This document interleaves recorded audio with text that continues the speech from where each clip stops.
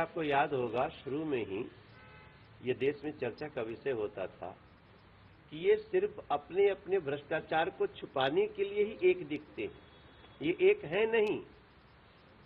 आज दिल्ली में कांग्रेस आम आदमी पार्टी को भर भर के गाली देती है, आम आदमी पार्टी कांग्रेस को गाली देती है। आम आदमी पार्टी जितने इंडिया अलायंस में है ना, सबको गाली नहीं, सबको बेईमानी का सर्टिफिकेट दे चुकी है, बांट चुकी है। और जिसको बेईमान बोला उसी के चरणों में फिर लौट जाते हैं।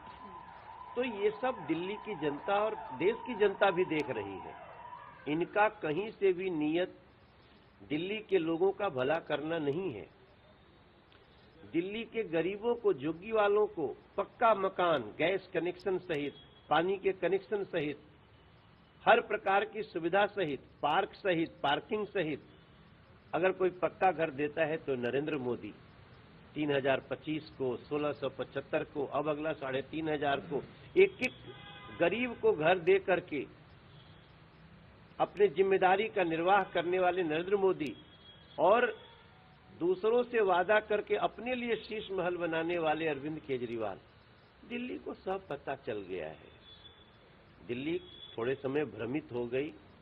हमें पूरा विश्वास है कि 5 फरवरी को आम आदमी पार्टी को पूरे बोरिया बिस्तर के साथ दिल्ली से डिस्पैच कर देगी दिल्ली की जनता।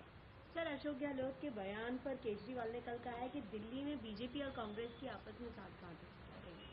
अरे भाई जी, हम तो कांग्रेस मुक्त भारत करने चले हैं और अब आम आदमी पार्टी मुक्त दिल्ली करेंगे। और ये 5 फरवरी को दिल्ली की जनता इसको करके दिखाएगी। जिन बुजुर्गों का पेंशन रोक दिया वो करेंगे, जिन गरीबों का राशन कार्ड नहीं बनाया वो आम आदमी पार्टी को हटाएंगे दिल्ली से, जिनके लोग गंदा पानी पी करके मर गए वो आएंगे सड़कों पे, जो लोग यमुना जी के गंदे होने से आज कैंसर जैसी बीमारियों से पीड़ित हो रहे हैं वो करेंगे, जिनकी सांसों पे आपातकाल लगा है पोल्यूशन से। नरेंद्र मोदी जी अपनी पूरे प्रयास करके दिल्ली को बचाने की कोशिश कर रहे हैं।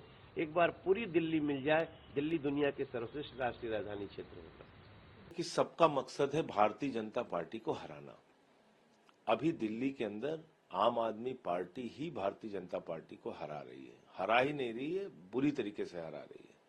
तो इसलिए जो बाकी इंडिया गठबंधन के दल हैं वो हमारा साथ दे रहे हैं, हम उनका हृदय से आभार व्यक्त करते हैं। बहुत अच्छी बात है कि वो इस अभियान में, इस लड़ाई में हमारे साथ खड़े हैं। देखिए, नफरत की बुनियाद पे हिंदुस्तान नहीं बन सकता।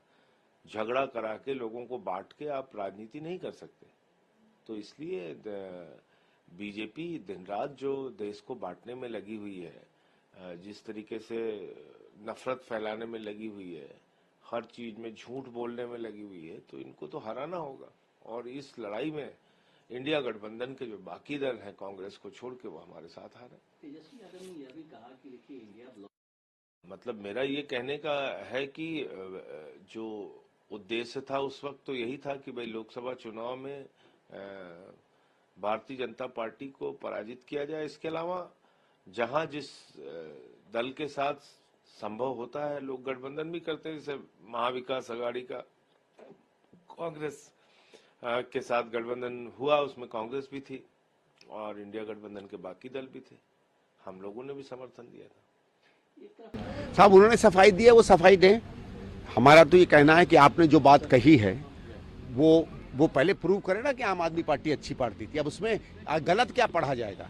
हमारे सीनियर लीडर्स अगर जाने अनजाने में कोई ऐसी बात करते हैं तो या तो वो हमको समझाएं या खुद ही चले जाएं आम आदमी पार्टी में। तो जब इतनी आप समझ रहे हो गैर जिम्मेदारान बात कोई सीनियर लीडर कर सकता है तो अब मैं क्या कहूँ उसके बारे में।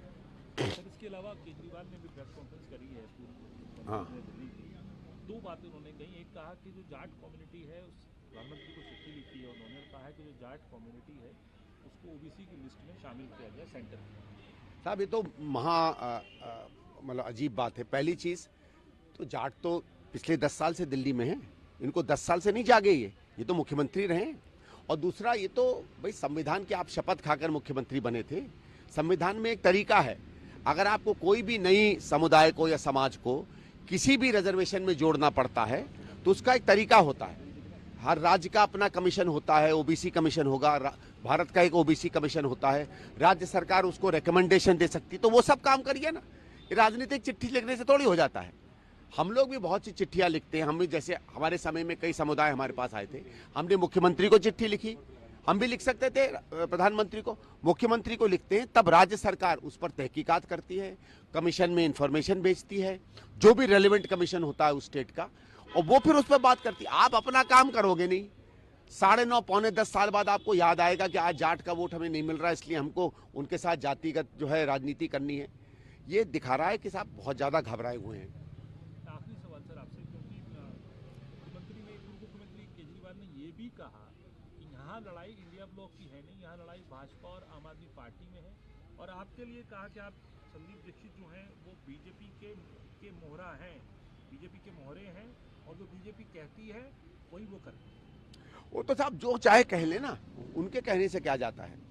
वो तो इस बात को आज तक नहीं एक्सप्लेन कर पा रहे हैं कि ये बाकी राज्यों में कहां पहुंच जाते हैं कांग्रेस को हराने। एक राज्य मुझे बता दीजिए जहां इन्होंने चुनाव लड़ा हो और भारतीय जनता पार्टी को हराया हो। हर जगह ये कांग्रेस का वोट काटते हैं, जब कांग्रेस का वोट कटता है तो बीजेपी विजयी होती है। हरियाणा देख लीजिए, उत्तराखंड देख लीजिए, हिमाचल में भी ये लोगों ने कई हमारी सीटें काटी, वो तो वोट इतना पड़ रहा था कि हम चुनाव जीत गए। गुजरात में यही किया, गोवा में यही किया। बताओ ना भाई, आपने कहीं इस बात को सुनिश्चित किया हो कि बीजेपी हार रही हो? आपने तो हर जगह बीजेपी की मदद की है ना, तो पता है बी टीम कौन है।